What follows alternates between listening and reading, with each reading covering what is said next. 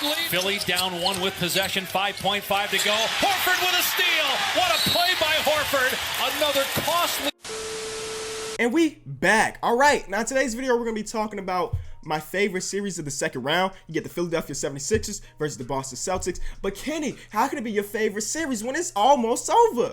And we'll talk about that in today's video. All right, so if you listen to my podcast through The Wire, which you should be, we just dropped a new episode today. Link is in the description. I said going into the series, I didn't have a prediction. All my co-hosts were trying to egg me to make a prediction. I just didn't really know because there are pros and cons to every team. I think all of my co-hosts picked the Philadelphia 76ers, and I understand why. They were pinned in as the favorite to make it to the Eastern Conference because, well, the Boston Celtics struggled to put away the Milwaukee Bucks. They lost every road game. And then on the other hand, the Philadelphia 76ers basically steamrolled past the Miami Heat. Yeah, they didn't sweep them and all, but they very convincingly put the Miami Heat in the dirt. And people were like, wow, this team's going to make it to the Eastern Conference Finals already. And I just didn't feel that. But on the opposite side, I didn't feel that about the Boston Celtics either. So the way I did it, I sat back unbiased as I usually am and just watch the game. And there are a couple things that I want to talk about that I'd rather put in the video rather than just tweeting, because obviously it seems like more people are watching the videos than tweets, which you should be following me on Twitter too. All right, so let's go specifically to game 3. In game 2, well, the Philadelphia 76ers blew the 20-point lead. You had a struggling rookie in Ben Simmons. Okay, but game 3 is the game that they needed for obvious reasons. You lose this game, you're down 3-0, and no team comes back from an 0-3 lead, at least yet. You know, you never know what's going to happen in the future. So you needed this game, especially since, as I mentioned earlier, the Boston Celtics have struggled on the road in the playoffs. But the 76ers had every possible situation, every possible chance to win this game and put it away, and they just couldn't do it. Now, this is a prime example of why we consider, or I consider, Al Horford a star in this league. No, again, he's not going to give you 20 points per game, but his impact is so great. And if you look at the box score of this game, you may not see that. You had to be there in the game watching to just see how incredible Al Horford was in this game. Throughout the series, the first 2 games, he was the primary ball handler on Ben Simmons. And guess what? Ben Simmons struggled the first 2 games. But the second game, game 3, Aaron Baines fouls out pretty early because Joel Embiid is a monster at drawing his fouls. And now, instead of guarding Ben Simmons, he's got to guard the more physical and bigger and, I guess, better Joel Embiid. And you know what Al Horford did? He did exactly that. 2 times late in the game, he ended up getting crazy blocks where he's not even really jumping because Al Horford's not really athletic. He gets 2 blocks and he forces Joel Embiid to take bad shots so bad that it hit all backboard in a clutch situation. The defense by Al Horford was incredible, and not to mention the steal off the inbound that basically secured the game. He hit the game-winning shot. Again, big fan of Al Horford because I just think that he's underappreciated to the normal NBA fan that isn't watching him every single day. So again, he just had an incredible game, and now they're up 3-0. But let's get back to the Philadelphia 76ers. In this game, I saw a lot of lazy play late down the stretch. I feel like the momentum for majority of the game was in Philly's hands, especially with the amazing crowd that you get at the Wells Fargo Center. And the crowd was amazing. Everybody had their mask on for Joel Embiid. They went on these runs, but late in the game, you just didn't see that same fire or that same tenacity that you saw from earlier in this game. So you get the turnover from JJ Redick. Terrible turnover, but at the end of the day, Marco Bellinelli saves the day, sends it to overtime. Shout out to the confetti guy for having us wait like 7 minutes until we got to the overtime. But that got players the time to recuperate and get their legs back, which is dope. So Marco Bellinelli saves the season for 5 more minutes, right? And then in overtime, well, the similar thing happened. They came out firing in the overtime. They were up by like 6 at one point. And in the overtime, you know, it's only a 5-minute game. So if you're up by 6, if you just continue to stay consistent, that game is secure from you. And then in the game, you had Jason Tatum miss 3 really big free throws, really clutch free throws. And then you had Al Horford miss 1 really clutch free throw. It was on the table for Philadelphia to win, and they didn't. One of the most pivotal moments in this game is when Ben Simmons gets the offensive rebound. There's 23 seconds left on the clock, which means that they have a 1-point lead. If he dribbles the ball out or passes it to JJ Redick, who happened to be in the game and happened to be one of the best free throw shooters in NBA history, he secures the game. It's a 3-point game. But instead of bringing it out and passing the ball, Ben Simmons puts the shot back up and he misses. So now you give the Boston Celtics opportunity to win the game. And guess what the Boston Celtics did?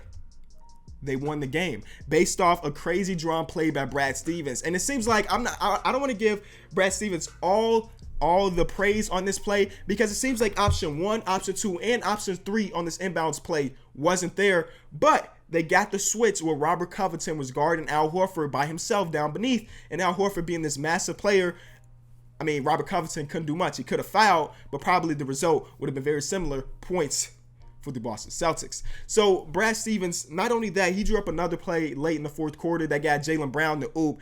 Brad Stevens has just really outcoached Brett Brown, and that's not surprising considering I would say Brad Stevens is a top 2 coach in the league. Whether you decide he's number 1 or number 2 is up to you, but him and Pop will be the 2 guys that I have at the top. And you really saw it in this game, because you know what? Let me bring up an actual thing that I read on Reddit, which I didn't think about very often, but I'll read it to you right now. Now, this comes from Big Dieter. He said, "So many times I cringe when a coach calls a timeout after the other team scores, particularly if they are leading and the other team is obviously going to foul, or when the opposing team is back scrambling in transition and the coach yells timeout and allow the D to set up." He's looking at you, Casey. Steven is so good at letting his team inbound the ball, see how the play develops, then calls a timeout if they are in trouble. The guy's such a good coach. Love watching him manage a game. And that's why I love Reddit, man. Somebody will notice something that you didn't. And I watched this game for a second time right before recording this video. And with this in mind, I got to see exactly what he meant by Brad Stevenson managing the game. And, well, we know Brad Stevens to be one of the best coaches in the league. So he outcoached Brett Brown 3 games in a row. No surprise. There was a period of time where Brett Brown, I thought he was on the road to do something great. In overtime, he pulled Joel Embiid out for like 10 seconds. But apparently Joel Embiid was like, "Coach, put me back in. I can help us here." And Brett Brown put Joel Embiid back in the game, and ultimately, well, it just didn't really work out. I don't know how I went this entire video without mentioning the name Jason Tatum. 5 games in a row where he scored over 20 points in the playoff game. That's ridiculous, man. I feel like throughout his career, Jason Tatum is going to develop to one of my favorite players, and it's just the fact he's so fearless as a rookie. Like that boy Tatum a fool. Ooh. Hey, that boy Tatum a dog. Watch what he say to Embiid. You got lucky. You got lucky. That boy a fool. Honestly, this 2017 draft class is going to go down in history as one of the greatest draft classes ever, because even in year 1, we have so many people that are contributing to important teams. Again, Donovan Mitchell leading the Utah Jazz. Jason Tatum, not necessarily leading the team, but definitely a huge part of this team. And then for the Toronto Raptors, OG Anunoby hit a big shot last night. Raptors with no timeouts. They got a chance here. OG's going to take it. The rookie makes it! Again, LeBron is so good that it didn't really matter too much. But he has the assignment as a rookie to try to stop LeBron James.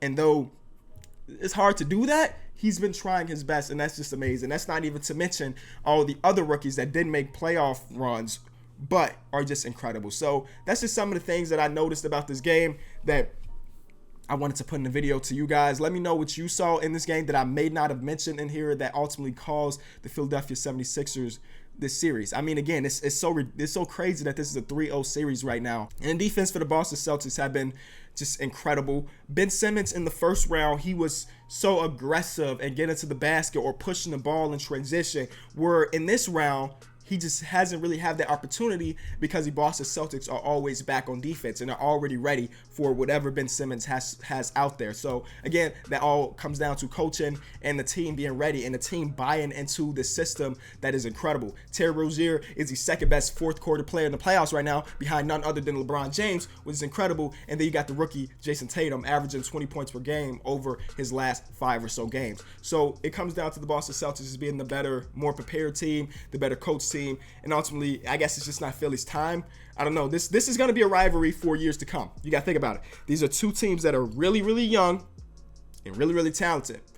But again, the Boston Celtics are missing their 2 best players. So maybe if these 2 teams were 100% healthy, it may have not even been close in the first place. So I don't know. Thank y'all so much for watching. If you enjoyed the video, be sure to leave it a like. Let me know in the comment section below what you saw in the series that I personally didn't say in this video. It was kind of just a mini rant. It seemed like you guys like when I rant or just talk about the things that I saw. So you let me know what you saw. Philly fans, how are you feeling? Boston fans, how are you feeling? And people in the middle like me and all the other people, how are you feeling? All right, thank y'all. Peace.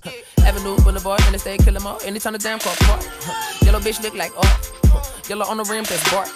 Yellow across the street, so the bros come eat. That's a dream, don't seem as fuck. We don't stand for no Star Spangled Banner. This a flip in the sea like a bag of Davis, no fatigue on